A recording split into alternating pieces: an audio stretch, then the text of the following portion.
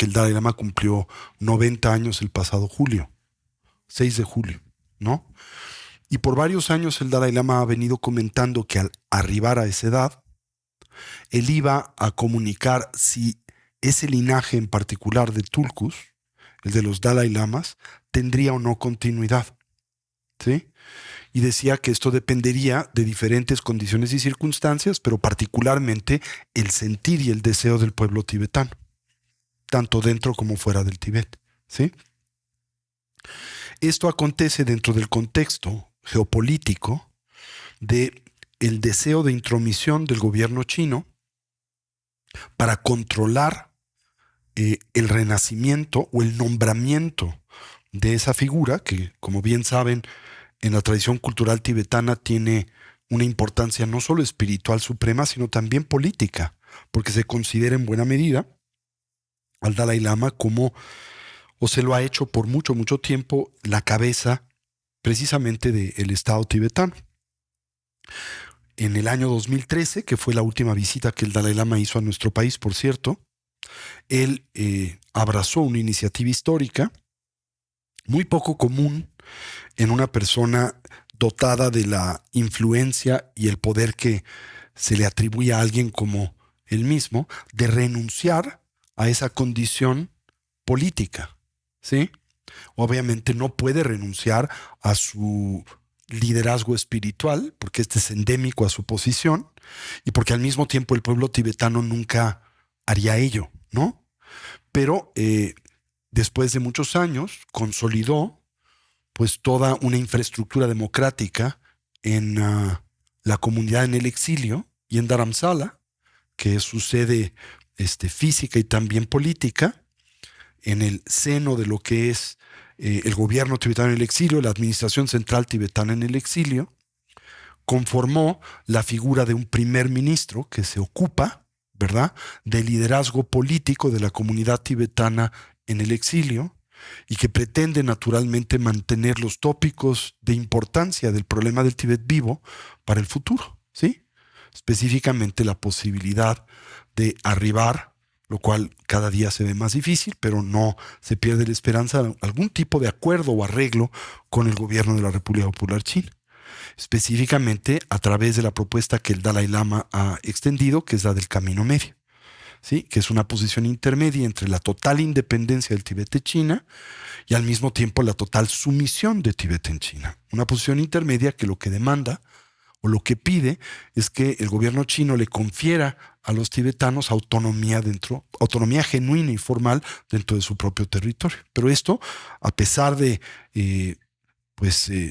la concesión que implica para la resolución del problema del Tíbet, no se ha podido también consolidar a lo largo de pues todos estos años que el Dalai Lama ha estado en el exilio, ¿no? Pero en 2013 el Dalai Lama renuncia a su posición como jefe del Estado tibetano, ¿verdad?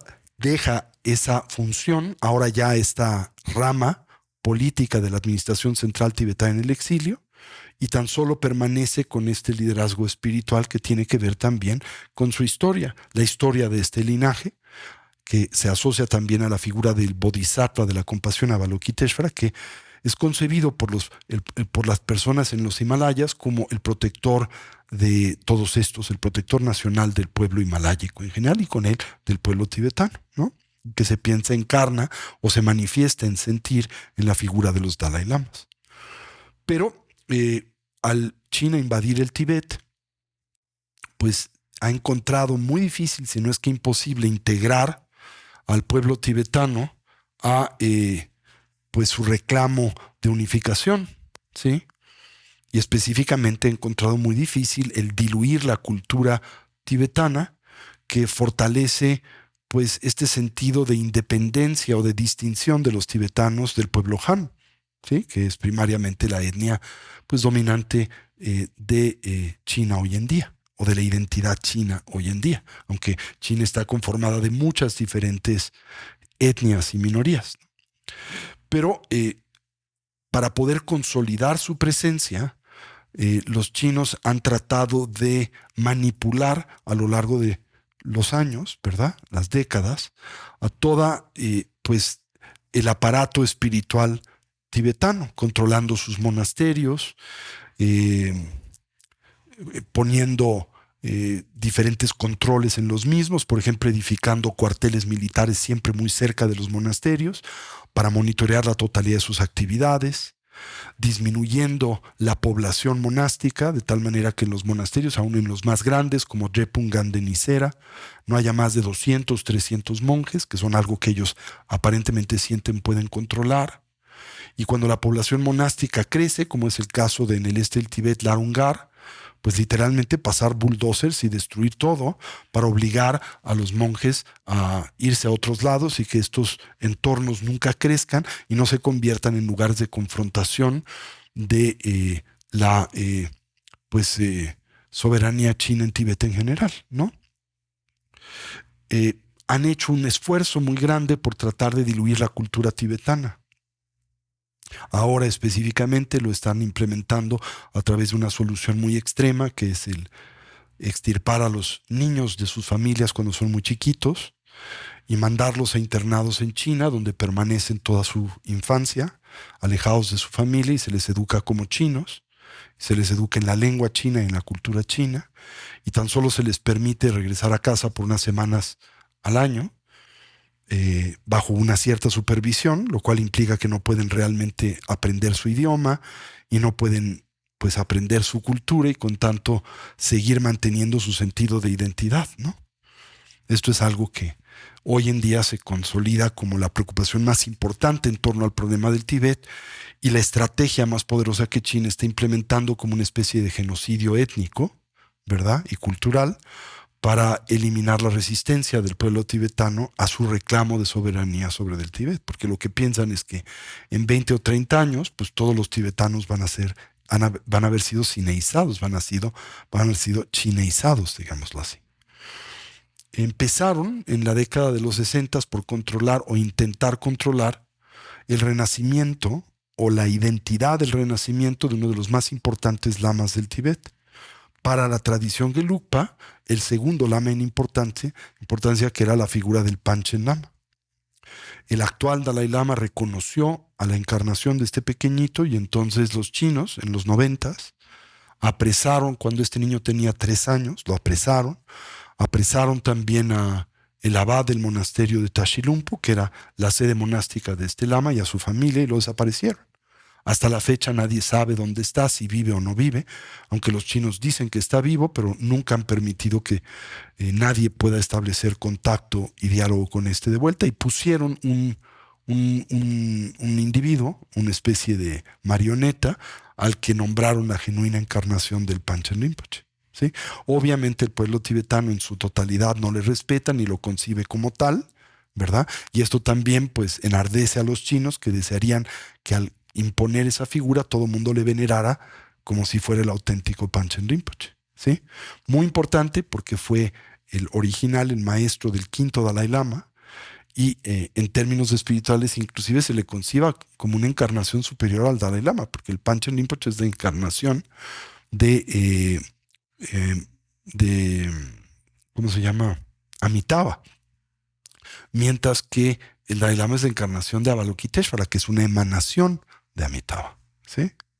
Es una deferencia que el quinto Dalai Lama tuvo con su maestro, concibiéndolo de esa manera. Y desde el siglo XVII en adelante, ese linaje pues permaneció en Tíbet.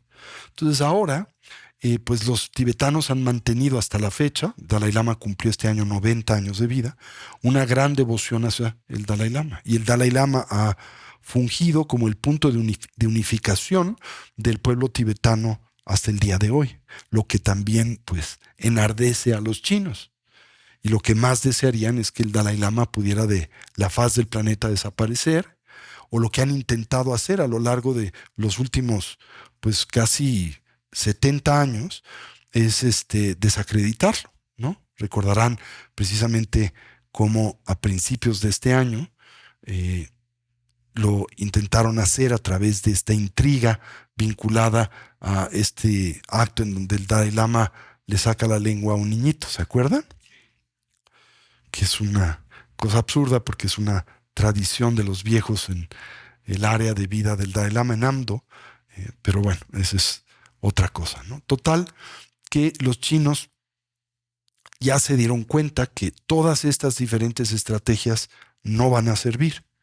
Intentaron asesinar al Dalai Lama en varias ocasiones. El Dalai Lama a lo largo de su vida ha tenido unos 10 diferentes atentados en contra de su vida, que afortunadamente tanto su aparato de seguridad como el que le ofrece el gobierno indio han podido a tiempo detectar y lo han podido blindar de ello, o sea, no han tenido éxito, ¿sí?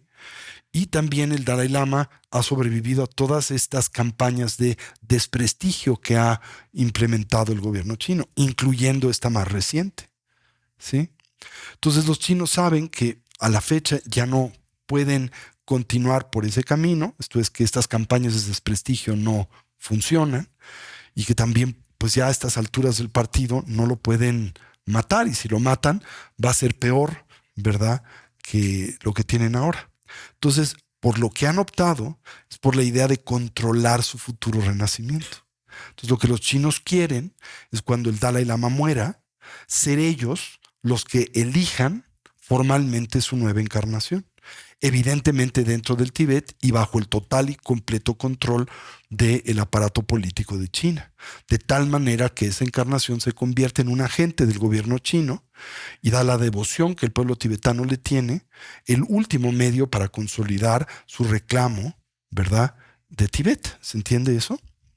Ahora, evidentemente, los tibetanos nunca van a reconocer al candidato que intente imponer el gobierno chino. Además, es un absurdo en principio, porque el gobierno chino es un gobierno marxista y por lo tanto es un gobierno que es ateo y que no cree en la reencarnación, y sin embargo se dan el lujo de reconocer a lamas encarnados y ser la última autoridad en hacer esto, lo cual es verdaderamente ridículo. Pero bueno, así pasa en la política. Estos absurdos son presentes en todos los entornos, ¿no? Entonces el Dalai Lama ha intentado a lo largo de los años ver cómo lidiar con este problema, ¿sí? Y pues naturalmente ha considerado dos diferentes alternativas. Una es que al él arribar al final de su vida, ese linaje, digamos que esa línea de Tulkus, la de los Dalai Lamas, con él desaparezca. O sea, termine. Ya no se busque un nuevo Dalai Lama, ¿sí? Esto pues tiene mérito en el sentido de que, para empezar, se evitaría el problema de que se elija correctamente a la nueva encarnación. Ustedes saben que eso no es tan sencillo, ¿verdad?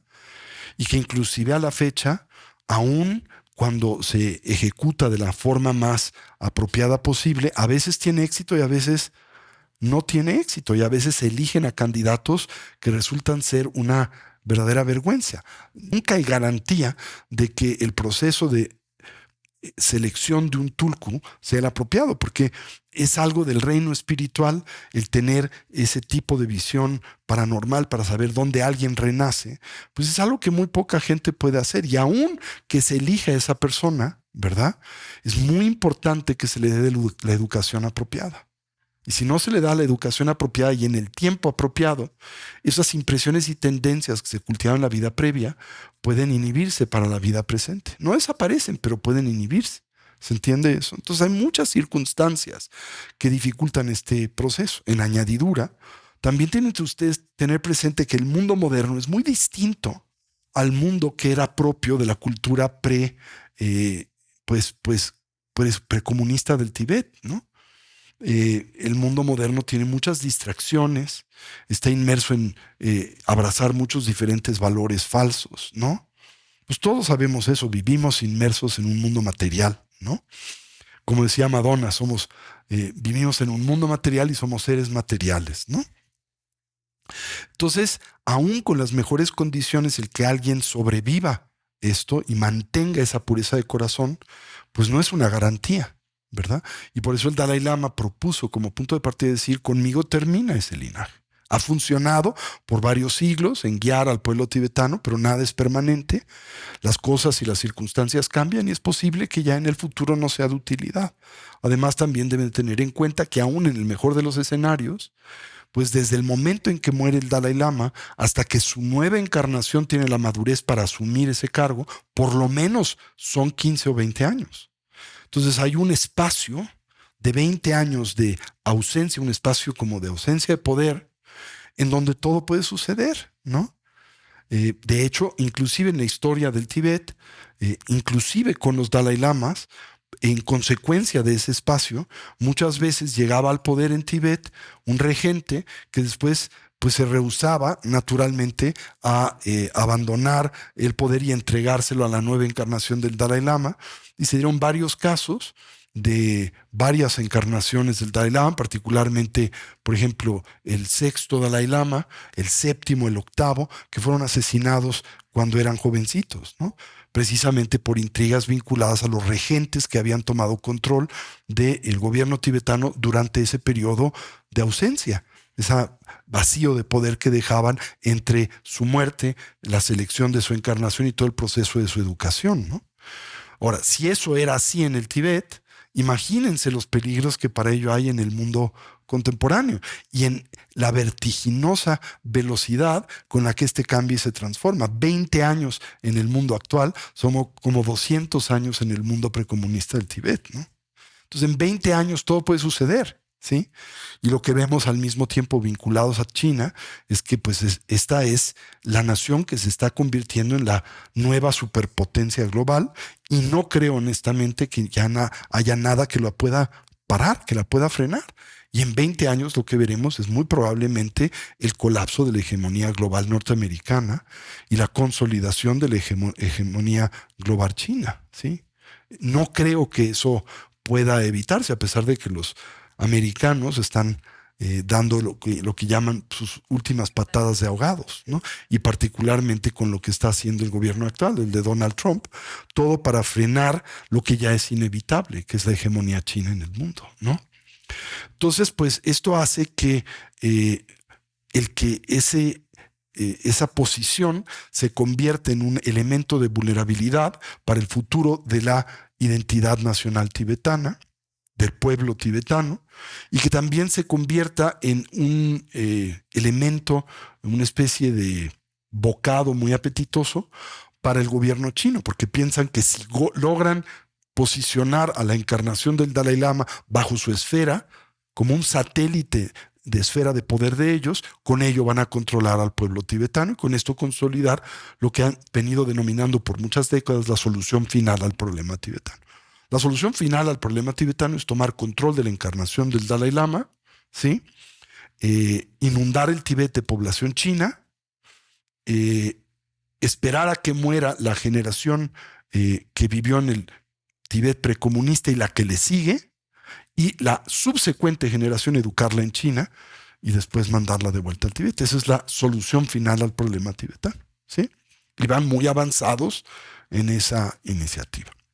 Pero también el Dalai Lama ha propuesto una segunda alternativa, ¿sí? Porque cuando él propuso la idea de que el linaje de los Dalai Lamas con él terminara, pues esto generó un grito de tremenda desesperanza y preocupación en la comunidad tibetana, que tiene una devoción incondicional al Dalai Lama y la ha tenido por siglos, ¿no? Entonces los tibetanos, en lugar de que esto les produjera como alivio, lo que les produjo es todavía más angustia.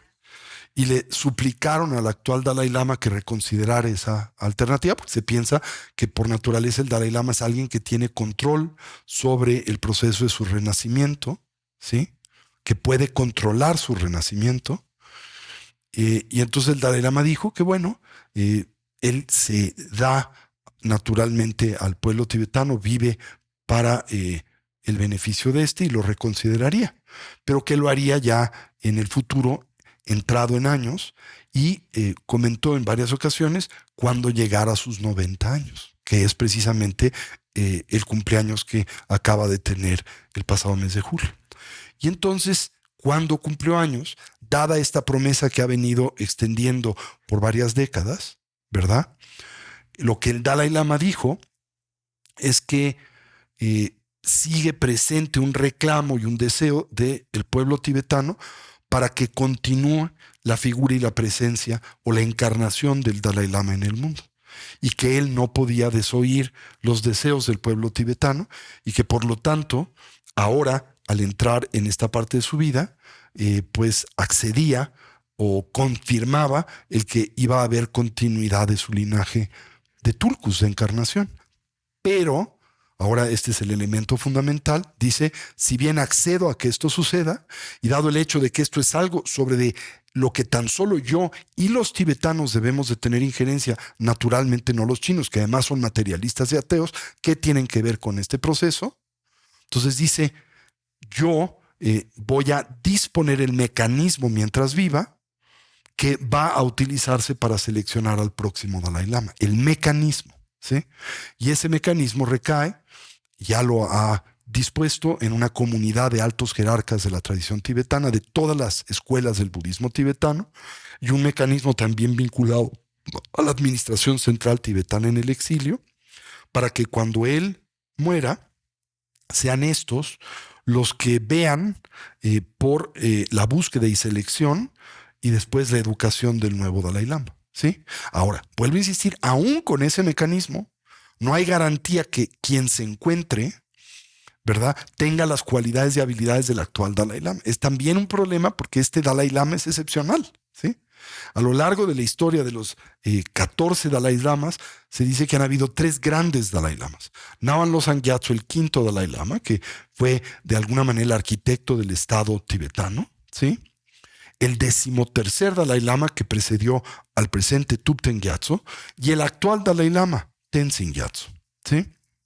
Ahora, si ustedes atienden lo que el Dalai Lama ha hecho en su vida, desde los 15 años que tomó la responsabilidad de ejercer el liderazgo de, pues precisamente, la comunidad tibetana como la cabeza espiritual y política de la misma, hasta la fecha, sus 90 años, estamos hablando de 75 años de trabajo, o sea, 75 años.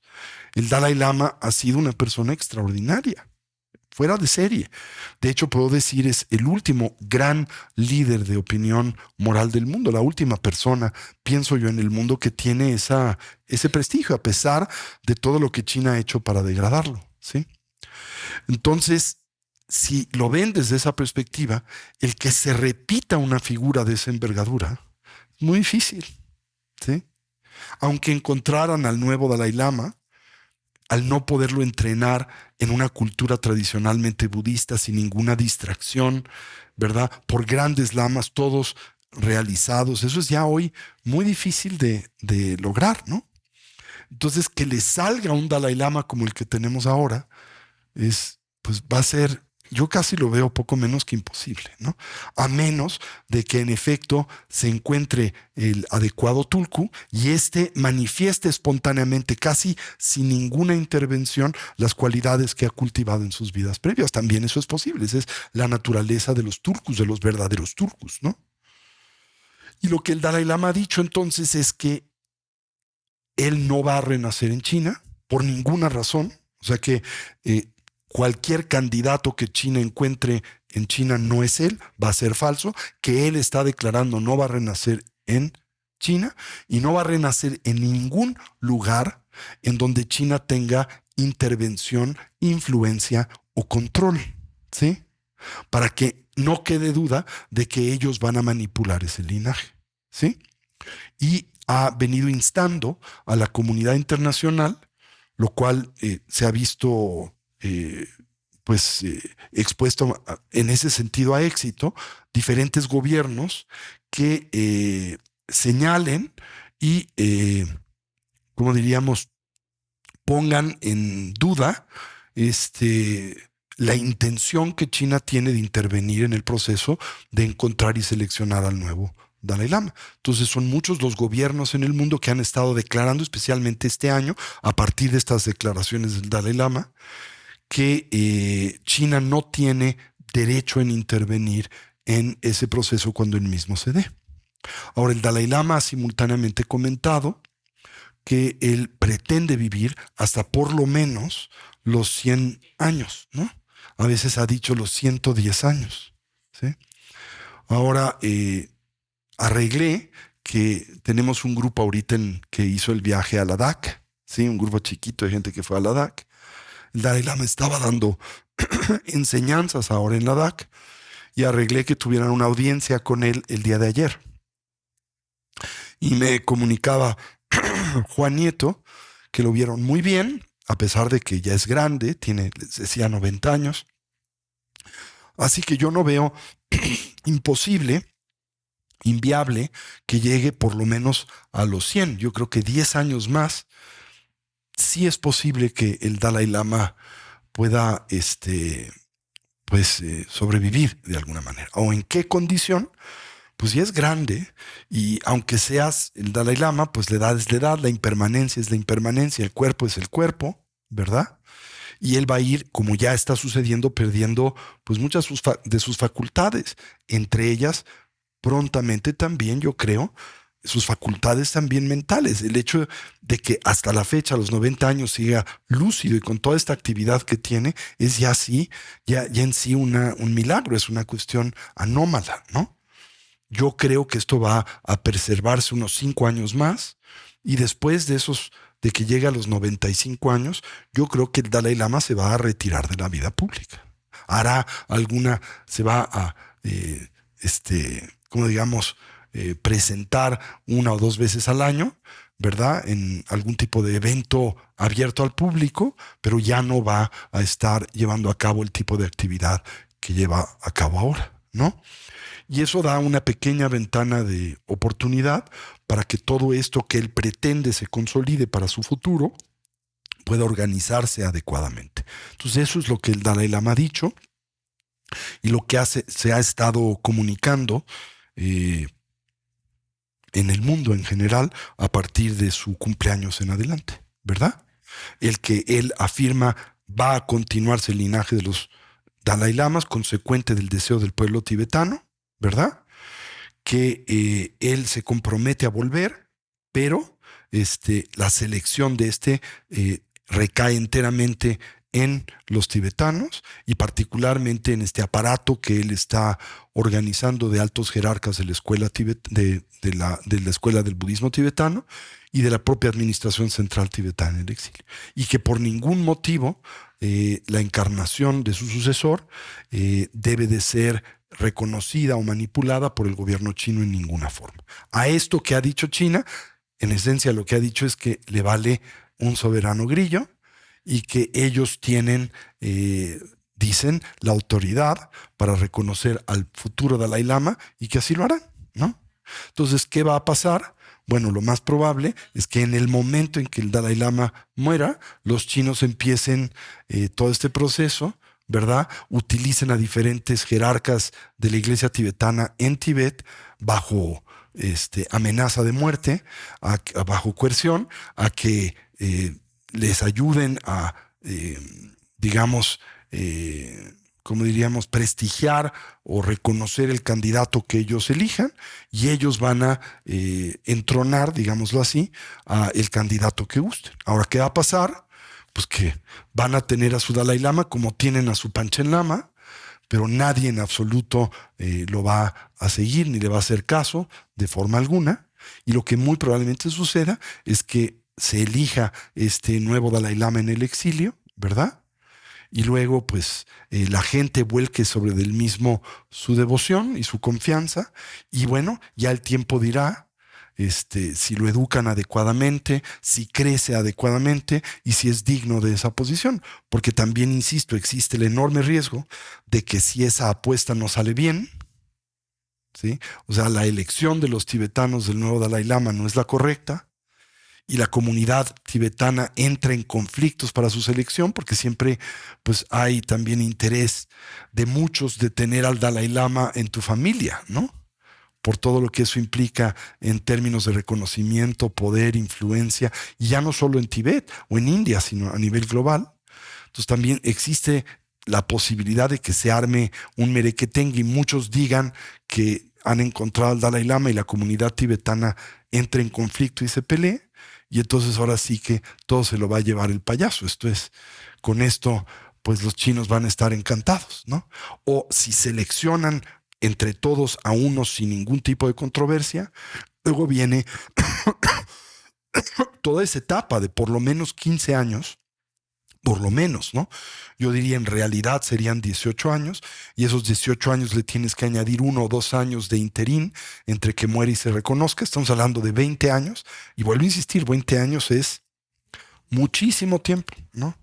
En el mejor escenario, 18 años, digámoslo así, en donde se le escoge, se le educa y empieza a tomar responsabilidades espirituales. Si a este nuevo candidato le dan responsabilidades espirituales cuando es muy joven, por esta, digamos, necesidad que tienen de que vuelva a ocupar esa posición y empiezan a hacerlo viajar y a enseñar, etcétera, cuando tiene 12 o 13 años, eso va a darle en la torre a ese niño, ¿no? Como lo ha hecho muchos tulkus hoy en día, ¿no? Tienen que dejar que tenga una infancia natural, tienen que educarle, no solo de la manera tradicional, sino también a ese niño se le va a tener que dar una educación contemporánea, ¿verdad? Y al mismo tiempo tienes el reto de que él tiene que elegir si quiere tener esa vida o no, ¿verdad? Porque no es algo que se le puede imponer, no le puedes imponer la vida monástica. Claro, puedes educarlo de esa manera, pero aún dentro de la propia tradición, es cuando uno arriba a los 18 años que uno selecciona, eliges si quieres continuar con esa vida o no, si quieres tomar los preceptos completos monásticos o no deseas tomar los preceptos completos monásticos. Y todavía más, ¿verdad? Cuando sea un poquito más grande, a sus 13 o 14 o 15 años, que ya eres una persona más autónoma e independiente, también él dirá si esa forma de vida es una que le da bienestar y felicidad o no, ¿verdad? Y si no, y tú lo mantienes en esa camisa de fuerza, pues vas a generar un monstruo, ¿sí? Porque nunca va a estar contento y lo vas a hacer infeliz. Y eso va a generar muchos problemas para él y para su posición futura. Entonces también está el reto de, aún dándole la mejor educación tradicional y contemporánea, que él diga, pues esta es la forma de vida que yo quiero tener y me quiero mantener dentro del contexto de la vida monástica, ¿no? Y creo que los Dalai Lamas sí es muy importante que sean monjes, ¿no? Creo que un Dalai Lama futuro no debe de ser un maestro secular, porque teniendo familia, hijos y todo eso, en esa posición esto se complica importantemente. Entonces, como verán, son muchos los retos que pues enfrenta el futuro de ese linaje y el futuro del Tíbet en general, ¿no? Así que mientras todavía esté presente el actual Dalai Lama, hay que atesorarlo enormemente, hacer muchos deseos y plegarias para que viva todavía muchos años más. En lo que algo suceda, esperemos que encuentre una solución al problema tibetano. ¿Sí? Cuando secuestraron al Panchen Lama, tú nos decías que tradicionalmente, pues se llevaban, digamos, no sé, 25 años entre el Panchen Lama y el Dalai Lama, Sí. de tal manera que cuando el Dalai Uno entrenaba al otro y otro entrenaba a exacto, se uno. entrenaban mutuamente. Así Y es. que por eso secuestraron al Panchen Lama para impedir esta educación del Dalai Lama chiquito. No, en realidad lo secuestraron. No fue esa la razón. La razón por la que secuestran a el Panchen Rinpoche es porque ante la ausencia del Dalai Lama, porque estaban siempre en esa orientación de edad, ¿no? De alternancia de edad. Ante la ausencia del Dalai Lama, quien ejercía comúnmente una autoridad espiritual en el Tíbet era el Panchen Lama. Exacto. Y ahora, no siempre fue así, porque el regente del Tíbet nunca fue el Panchen Rinpoche. El regente del Tíbet era un lama elegido dentro de, por ejemplo, los grandes monasterios de Tíbet, Drepung, Ganden y Sera, ¿no? Ajá. Y mi pregunta es que si ante la inminente desaparición del secuestro del Panchen Lama, no han venido educando a un nuevo alternativo hay un Panchen Lama aprobado por el Dalai que pudiera ser como cabeza espiritual mientras el nuevo Dalai. No sé, como el Panchen Lama fue el que secuestraron los comunistas, evidentemente los tibetanos no podían elegir otro Panchen Lama, claro, porque ese es el que es, ¿no? Pero lo que hay es muchos tulkus dentro de la tradición tibetana, lamas encarnados, ya sea linajes antiguos de lamas encarnados o lamas excepcionales, que si bien no son tulkus, son personas de muchos méritos y logros. Y te decía que lo que el Dalai Lama ha planteado, está conformando una especie como de cuerpo, Comité. como comité, ¿verdad? De ciertos lamas en los que él tiene confianza. ¿Sí? De varias escuelas, no solamente la tradición gelugpa, porque esto tradicionalmente era algo exclusivo de la tradición gelugpa del budismo tibetano, pero todas las escuelas del budismo tibetano para que seleccionen al nuevo Dalai Lama. ¿Sí? Ahora, vuelvo a insistir, aún con todos esos candados, hay mucha incertidumbre de que esto tenga éxito.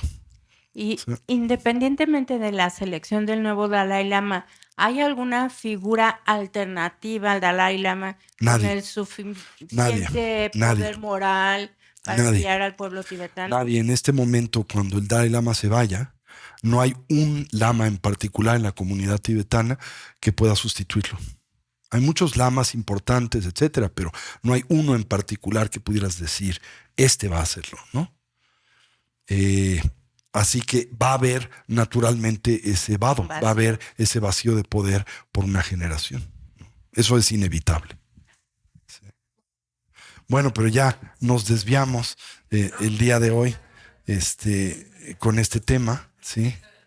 Como digo, esperemos que el actual Dalai Lama todavía pueda vivir mucho tiempo y que a través de ese medio se evada lo más posible este conflicto y este problema, y que durante ese tiempo alguna solución se encuentre al problema de Tibet, que ha sido la esperanza del actual Dalai Lama durante 70 años, poder encontrar una solución al problema tibetano.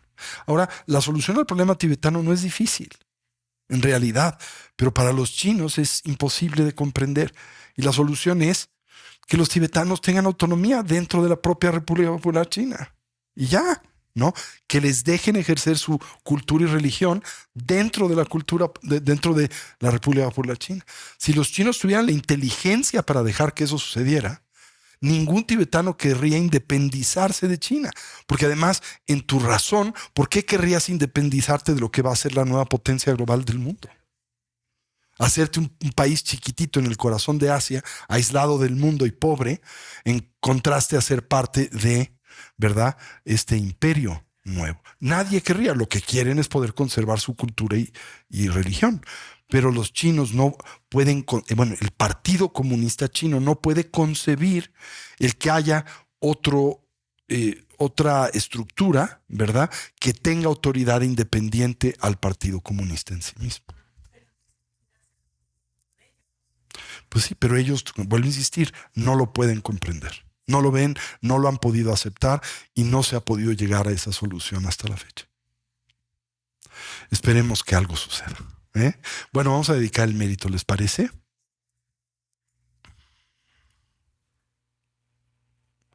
Déjenme ver.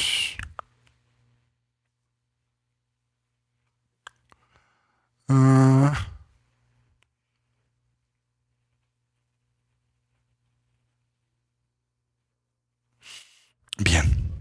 Sunam di tamche se pani, tobne nyepe janam panine, kiega nachi balap trupayi, si pezole joa joa shu.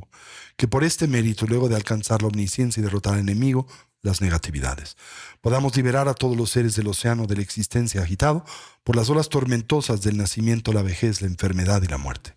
Chanchub sencho rinpoche, ma kye panam kye chuchi, kye panyam parme payang, kongne kongdu, pewashu.